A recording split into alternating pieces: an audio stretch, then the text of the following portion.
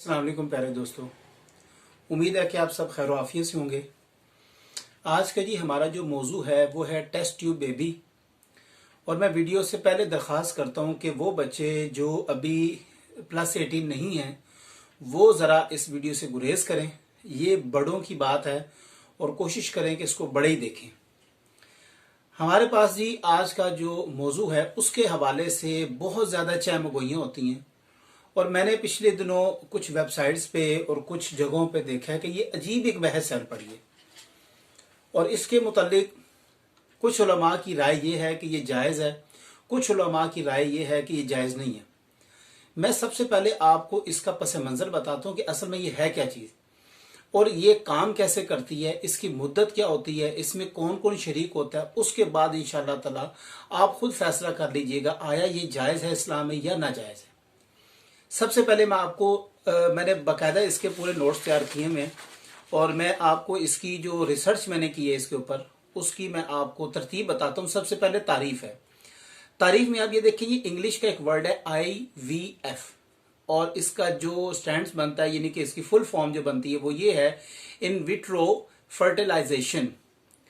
अच्छा जी, इसका मतलब ये है उर्दू में कि मर्द का मादा तौलीद यानी कि मादा मनविया भी उसको कहते हैं और औरत के जो सेल्स होते हैं, जो एग्स होते हैं, जो उसका एक मादा तौलीद उसका होता है, उन दोनों को लेके लेबॉर्ट्री में उन खोलियों को इकट्ठा किया जाता है। इसको कहते हैं IVF। अच्छा, अब ये कैसे काम करता है और इसकी मुद्दत क्या होती है वो मैं आपसे अर्ज कर देता हूं कि IVF दर हकीकत ART यानी कि असिस्टेड रिप्रोडक्टिव टेक्नोलॉजी की एक जदीद सूरत है। इस सूरत में क्या होता है कि डॉक्टर जो है वो एक खास किस्म का इंजेक्शन खातून को लगाता है और खातून को इंजेक्शन लगाने से जो उसके अंदर सेल होते हैं, जो बैजा होता है, जो एग्स जिसको हम कहते हैं, वो प्रोड्यूस होना शुरू हो जाते हैं। जब वो थोड़े से प्रोड्यूस होते हैं तो उनको फिर खास एक आले से उसके उस रहम से निकाल लिया जाता है। उनको बाहर निकाल के और मर्द का मादा तौलीद लेके इन दोनों को मिक्स किया जाता है।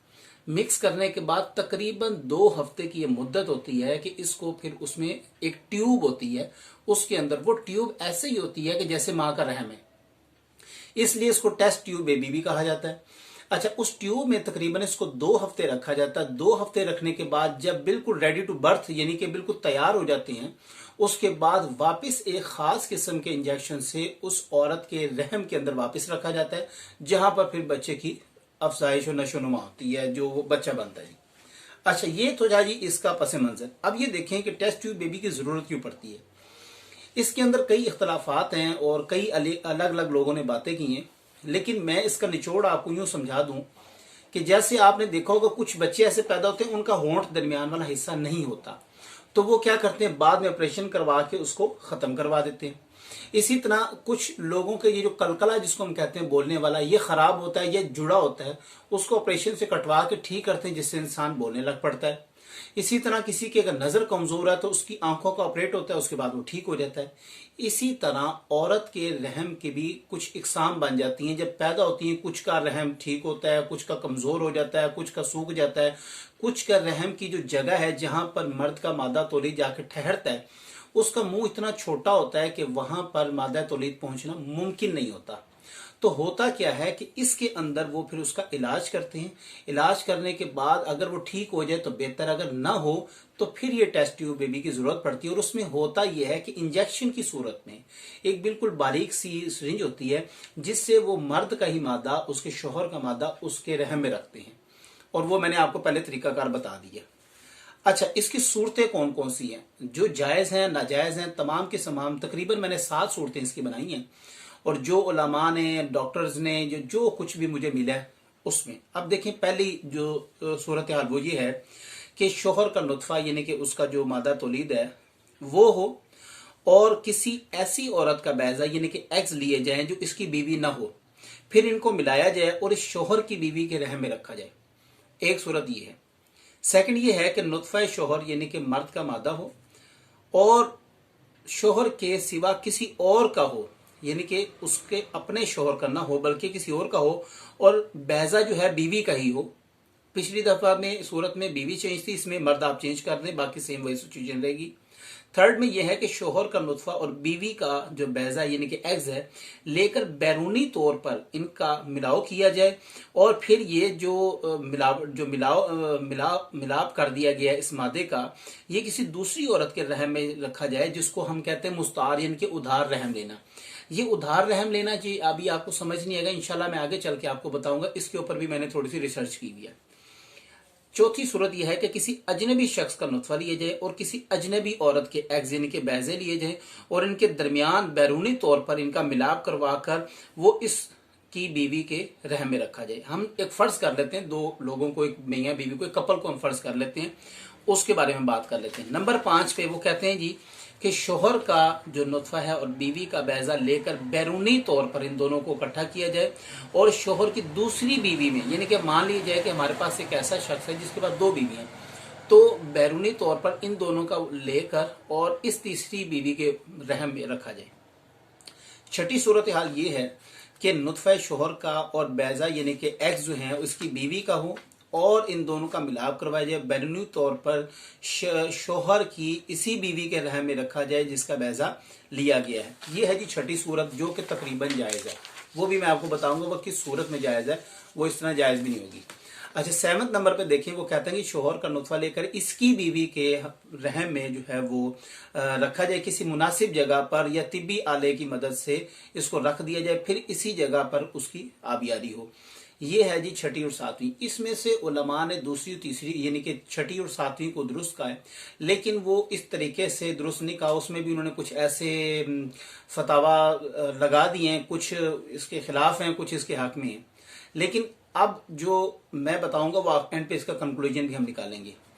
अभी जो मैंने पीछे एक बात की थी कि किराए पर रहम लेना, ये क्या सूरत हाल है, ये जब मैंने बहुत अर्सा पहले मैंने पढ़ा था इसके मुतालिक, लेकिन मुझे उस वक्त, आप सही बताऊं तो मुझे बिलीव नहीं आता था कि ऐसा हो सकता है। इट्स पॉसिबल कि आप ऐसा हो कि कोई औरत आए और वो कहे जी मैं आपके लिए बर्थ करूंगी बच्चे को जी, तो आप मुझे मंथली $3,000 या 30,000 रुपये आप मुझे पे करें, तो वो कहें जी ठीक है। तो मेरे मानने में ये बात नहीं आती थी, लेकिन अब जब ये बाहर कानूनन जायज़ है, बिल्कुल कानूनी है, ये आप कर सकती हैं, और उसके लिए बहुत बड़े बड़े हॉस्पिटल्स हैं, यानी कि एकेडमीज बनी हुई हैं, बहुत बड़े बड़े इदारे बने हुए हैं कि जहां पर ये काम हो रहा है। वो काम क्या है जी, इसको इंग्लिश में कहते हैं सरोगेसी। अब ये सरोगेसी क्या चीज़ है, वो कहते हैं कि जो कि बैरूनी ममालिक में कानूनन जायज़ है, और इसमें इस वक्त जो है यूरोप के ममालिक में से जो अमेरिका है, इंग्लैंड है, थाईलैंड है, वाशिंगटन वगैरह वगैरह, ये तमाम के तमाम शामिल हैं। और यहाँ पर बच्चे को जन्म देने के लिए खवातीन किराए पर ली जाती हैं, और इसकी कीमत तकरीबन पाकिस्तानी जो है 3 से 5 लाख 6 लाख तकरीबन इतनी बनती है। यानी कि आप मंथली आप लगा लेना 9 माह का, तो इस हिसाब से बन जाते हैं तकरीबन कुछ 6-7 लाख तो बन जाते हैं। इनका महज जो है वो काम बच्चे को जन्म देना होता है। जैसे ही बच्चा पैदा होता है माँ को दिखाया भी नहीं जाता, यानी कि वो बेहोश होती है, ऑपरेट होता है, जब वो जाती है उसको पता ही नहीं होता कि मेरे से जन्म लेने वाला जो बच्चा है वो बच्ची है या लड़का या लड़की है। अच्छा, इनको फिर जो है वो मुंह भी नहीं दिखाया जाता।